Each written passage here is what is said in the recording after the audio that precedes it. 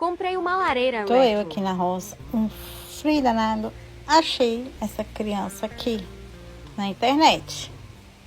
É um aquecedor que imita uma lareira. Olha que fofinho. Essa marca aqui. E aí, comprei. Chegou até rápido. Então, vou mostrar pra vocês como funciona. Ele é muito fofinho. Ó, tem essa portinha aqui, que são os comandos dele.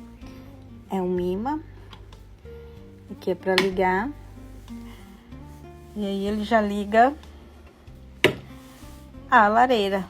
Daí, tem como você controlar esse foguinho artificial aqui. É um foguinho 3D, ó. Tá vendo? Você diminui a intensidade. Aumenta a intensidade. Olha, isso aqui não aquece. É só LED, imitando a lenha. E ele funciona também ar frio.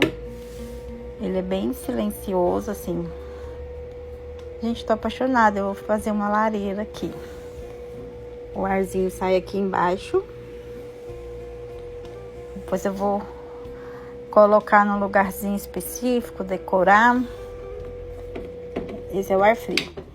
E aqui é a função aquecer. Ela tem 2 níveis.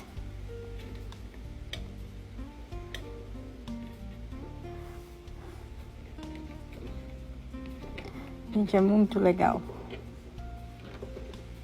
Tô apaixonada. Eu coloquei aqui pra testar. E aí, vocês gostaram da minha lareira? Deixa um joinha, um comentário aí. Agora, frio. Vem que eu tô doidinho pra ficar aqui na frente da minha lareira portátil.